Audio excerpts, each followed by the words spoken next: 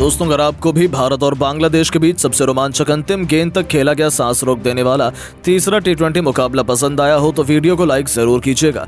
आज के इस वीडियो का लाइक टारगेट केवल 100 लाइक का है, तो दोस्तों इस वीडियो को दिल से लाइक जरूर कीजिएगा। दोस्तों, आज भारत और बांग्लादेश के बीच 3 मैचों की टी20 सीरीज का तीसरा और सबसे इंपॉर्टेंट मुकाबला खेला गया और इस मैच में तो रोमांच की सारी हदें पार हो गई। जहां अंतिम गेंद तक ये पता पाना नामुमकिन था कि कौन सी टीम बाजी मारेगी। जहां बल्लेबाज के 247 रनों के जवाब में भारत के विध्वंसक बल्लेबाजों कप्तान सूर्या से लेकर यशस्वी जायसवाल और रिंकू सिंह का तूफान देखने को मिला। तो ऐसे में आज हम आपको इस वीडियो में बताएंगे भारत और बांग्लादेश के तीसरे टी20 का रोंगटे खड़े कर देने वाला पूरा हाईलाइट, जिसमें कौन बाजी मार पाया, अंतिम ओवर में कितने रनों की जरूरत थी, क्या रिंकू और सूर्या मिलकर टीम इंडिया को जीत दिला पाए। इन सब सवालों के जवाब इस वीडियो में आपको मिलेंगे। तो ऐसे में आप इस वीडियो को अंत तक जरूर देखिएगा, लेकिन उससे पहले आप भी टीम इंडिया के बहुत बड़े फैन हैं तो आप इस वीडियो को एक लाइक जरूर कर लीजिएगा। दोस्तों, जैसा कि आप सभी तो जानते हैं कि इंडिया और बांग्लादेश के बीच 3 मैचों की सबसे खतरनाक टी20 सीरीज 1-1 से बराबरी पर खड़ी है, जिसका तीसरा और निर्णायक मुकाबला आज मुंबई के ऐतिहासिक वानखेड़े क्रिकेट स्टेडियम पर शुरू हुआ। यहां बांग्लादेश के कप्तान नजमुल हुसैन शांतो ने टॉस जीतकर पहले बल्लेबाजी करने का फैसला चुना और यहां जब बांग्लादेश की टीम बल्लेबाजी करने के लिए उतरी तो हमेशा की तरह उनके लिए पारी की शुरुआत लिटन दास के साथ तंजीद हसन की खतरनाक जोड़ी मैदान में आई। जहां दोनों बल्लेबाजों से उम्मीद तो यही लग रही थी कि पहले विकेट के लिए बड़ी साझेदारी देखने के लिए मिले, लेकिन दोस्तों यहां पर तंजीद हसन के रूप में पहला बड़ा झटका बांग्लादेश की टीम को जसप्रीत बुमराह ने दिया। जहां पहला बड़ा झटका लग जाने के बाद फिर बल्लेबाजी करने के लिए उतरे खुद कप्तान नजमुल हुसैन संतो। जहां लिटन दास और संतो मिलकर साझेदारी को आगे बढ़ा पाते, उससे पहले ही लिटन को 7वें ओवर की दूसरी गेंद पर रियान पराग ने बोल्ड कर दिया और यहां लिटन 20 रन बनाकर ही आउट हुए। अब ये 2 बड़े झटके लग जाने के बाद बांग्लादेश की टीम पूरी तरह से लड़खड़ा चुकी थी। ऐसा लग रहा था कि आज के मुकाबले में बांग्लादेश की टीम ज्यादा से ज्यादा भारत के आगे 120 या 100 रन ही बना पाएगी। अब यहां संतो और शाकिब अल हसन पर पूरा दारोमदार था अपनी टीम के लिए ज्यादा से ज्यादा रन बनाने का, लेकिन दोस्तों भारतीय गेंदबाजों को कहां पता था कि ये दोनों बल्लेबाज मिलकर आज अपनी टीम की किस्मत चमकाने वाले हैं। जी हाँ दोस्तों, हुआ ये कि संतो ने ताबड़तोड़ बल्लेबाजी अपनी जैसी जारी रखी उसी तरह का ढंग शाकिब ने भी दिखाया। जहां दोनों बल्लेबाजों ने मात्र 37 गेंदों में ही 72 रन की साझेदारी कर डाली थी।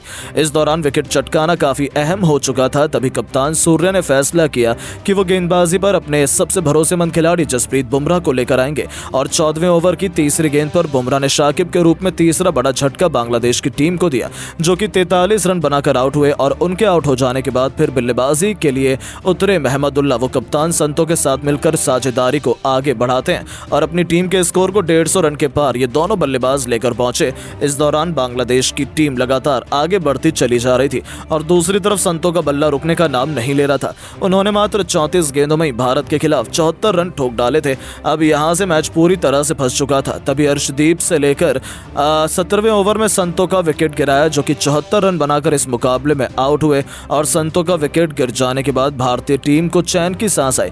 लेकिन महमदुल्लाह ने साथी बल्लेबाजों के साथ मिलकर अपनी टीम को 200 के पार पहुंचाया। इस दौरान महमदुल्लाह ने जहां 53 रन बनाए और बांग्लादेश की टीम 20 ओवर में 6 विकेट के नुकसान पर भारत के खिलाफ 245 रन बनाने में कामयाब रही। और इस दौरान भारत के लिए सबसे ज्यादा 4 विकेट जसप्रीत बुमराह के नाम रहे, तो वहीं 1-1 विकेट अर्शदीप सिंह और रियान पराग के नाम रहे। अब दोस्तों बारी थी भारतीय बल्लेबाजों की इस मैदान पर कुछ चमत्कार कर दिखाने की।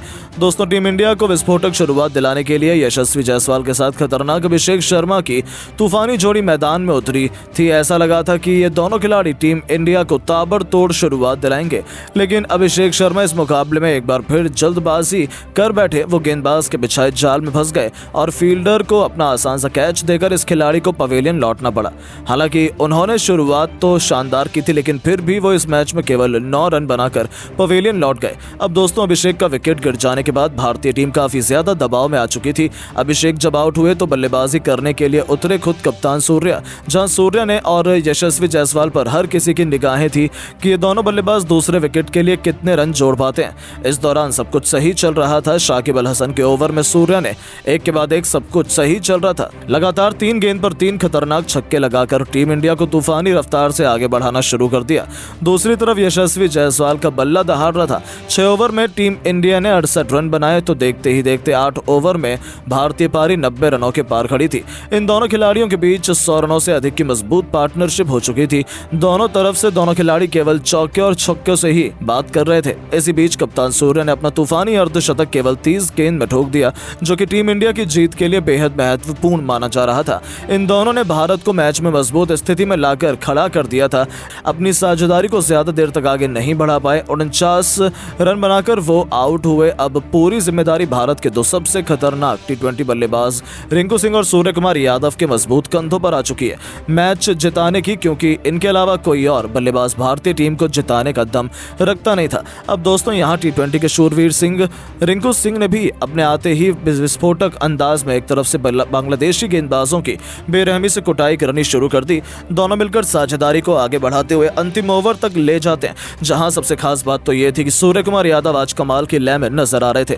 उन्हें रोक पाना आज किसी भी गेंदबाज के बस की बात नहीं हो पा रही थी। यहां तक कि रिंकू भी दूसरी तरफ खड़े खड़े केवल उनकी खूबसूरत बैटिंग का आनंद उठा रहे थे। उन्होंने सबसे पहले तो मात्र 30 गेंदों में अपना अर्धशतक पूरा किया और अर्धशतक जड़ने के बाद वो अपने शतक की ओर आगे बढ़ चले। इस दौरान अंतिम ओवर तक जब मैच पहुंचा तो भारत को मुकाबला जीतने के लिए 6 गेंदों में 21 रन की दरकार थी। अब स्ट्राइक पर रिंकू सिंह थे। बांग्लादेश की तरफ से अंतिम ओवर लेकर आए थे मुस्तफिजुर रहमान।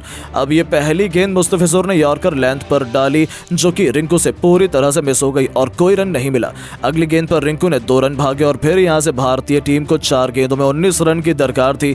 रिंकू और फिर यहां से अभी भी स्ट्राइक पर मौजूद थे और दोस्तों रिंकू शॉट लगाने की कोशिश तो बहुत कर रहे थे, लेकिन उनके बल्ले पर गेंद टच नहीं हो रही थी, जिसके चलते यहां बांग्लादेश की टीम पूरी तरह से फुल फॉर्म में थी कि वही इस मुकाबले को जीतेंगे। लेकिन दोस्तों जैसे तैसे करके तीसरी गेंद को लेग साइड की तरफ खेलकर रिंकू ने 1 रन भाग लिया और अब स्ट्राइक पर आ गए हमारे सबसे बेस्ट अभी तक के फिनिशर खुद कप्तान सूर्य।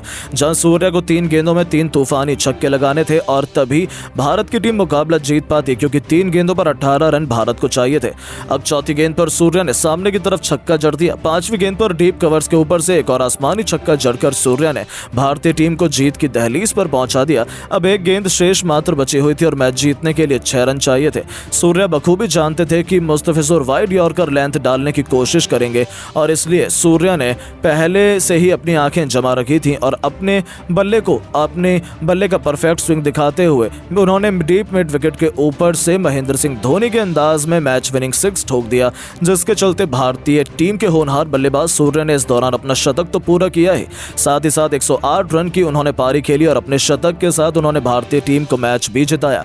बाकी इस मुकाबले में रिंकू के बल्ले से 48 रन निकले। हालांकि दोस्तों हम आपको बता दें कि भारत और बांग्लादेश के बीच खेला गया यह तीसरे टी20 से ठीक पहले अभ्यास सत्र का मुकाबला था, जिसमें भारतीय टीम की जीत हुई। बाकी अब आप सभी की क्या राय है भारतीय टीम की ऐसी बल्लेबाजी और गेंदबाजी को देख लेने के बाद, और आप टीम इंडिया को 10 में से कितने नंबर देना चाहेंगे? अपनी कीमती राय नीचे कमेंट बॉक्स में जरूर बताइएगा। और आपको क्या लगता है कि बांग्लादेश के खिलाफ तीसरे टी20 मैच में टीम इंडिया जीतेंगे या नहीं? अपनी राय नीचे कमेंट बॉक्स में जरूर बताएं और ऐसी शानदार खबरों के लिए चैनल को सब्सक्राइब जरूर करें। धन्यवाद।